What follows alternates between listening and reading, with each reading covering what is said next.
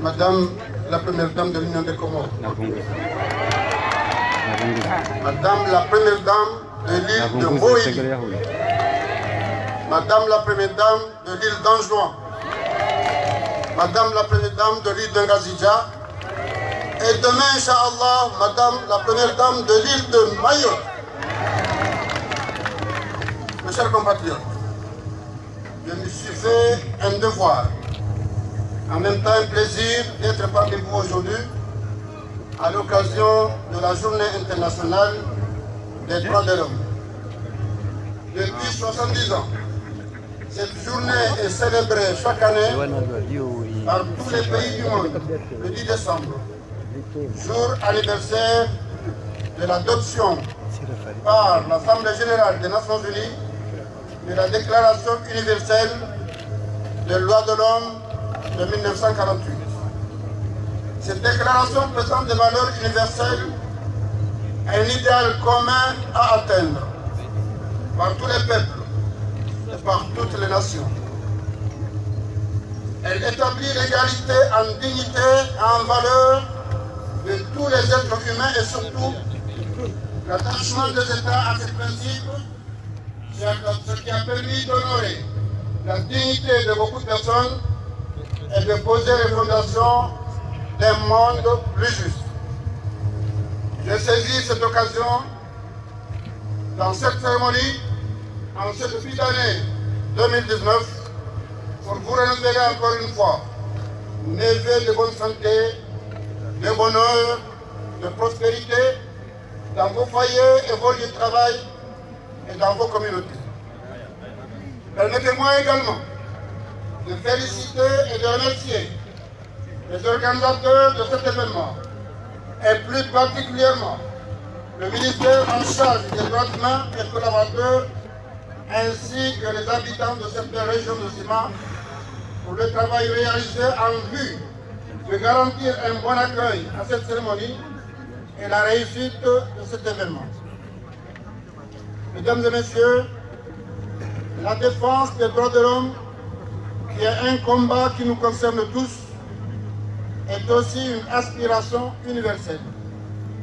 Par-delà les différences d'histoire, de culture ou de religion, car ces droits sont une part de notre humanité auquel on ne peut porter atteinte sans porter atteinte à soi-même en tant qu'être humain.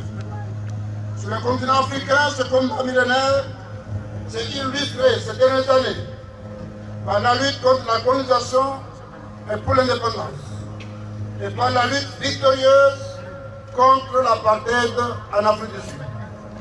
Je salue la pertinence du thème retenu cette année au niveau mondial, un front pour l'égalité, la justice et la dignité humaine. Je félicite aussi les organisateurs de cette journée pour avoir su, pour l'année 2018, traduire ce thème en des termes plus adaptés à notre vision et à nos aspirations pour l'avenir de notre pays, à savoir la paix, la sécurité et la stabilité de notre pays. Disait un des hommes les plus sages de notre continent, le président Félix Houphouët-Boigny de Côte d'Ivoire. Je fais mien cette charge maxime qui est plus que jamais d'actualité pour l'avenir de notre pays, longtemps meurtri par des crises politiques et sociales. La paix est et reste et restera le facteur essentiel du développement harmonieux de notre pays. Avec une population jeune, dont la moyenne d'âge est de 24 ans, pour l'ensemble des habitants.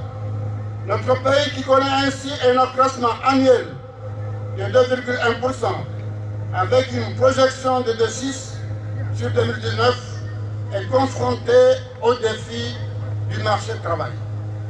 En effet, les chiffres en notre possession nous disent que 43,8% des hommes participent au marché du travail, alors que ce taux n'est que de 32% pour les femmes.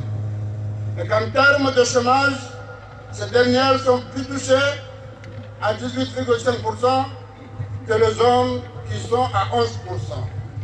avec ce défi-là, notre pays a besoin de toutes les initiatives volontaristes, nationales, internationales ou régionales, ou privées ou publiques, pour la valorisation de ces ressources humaines, l'amélioration de l'environnement juridique, économique et social, pour mieux les adapter au nouveau contexte né des priorités nationales et des contraintes mondiales. Honorable Assistance, nous avons des atouts dans notre pays. En effet, un des fondements essentiels de la société comorienne reste la solidarité, qui est au centre des préoccupations de mon gouvernement, puisque notre pays a ratifié plusieurs conventions internationales qui favorisent la solidarité, notamment la Convention relative aux droits de l'enfant, la Charte africaine sur les droits et le bien-être de l'enfant et la Convention sur l'élimination de toutes les discriminations à l'égard des femmes. En outre, notre pays, l'Union des Comores, a choisi comme devise de la République unité, solidarité et développement, inscrit dans une constitution qui consacre les principes et droits fondamentaux tels que sont définis par la Charte des Nations Unies, celle de l'Organisation de l'Union africaine ou celle de la Ligue des États arabes. Notre pays également est doté ces dernières années de stratégies et de politiques permettant d'instaurer une justice globale, lutter contre les inquiétés, les inéquités et les inégalités et contribuer au développement durable de notre pays. Néanmoins, il nous reste beaucoup à faire pour nous approprier un des principes de la Déclaration des droits de l'homme qui proclame les droits inaliénables de chaque individu en tant qu'être humain, sans distinction aucune, notamment de race, de culture, de sexe, de langue, de religion ou de toute autre opinion, d'origine nationale ou sociale, de fortune de naissance ou de toute autre situation. L'année 2018 a ainsi été maillée par des événements malheureux, par des actes barbares que nous croyons appartenir à d'autres contrées. Les compatriotes ont attenté à la vie de certains de eux en usant de pratiques, en adoptant des comportements indignes du Comorien, de notre religion et de toutes nos valeurs ancestrales.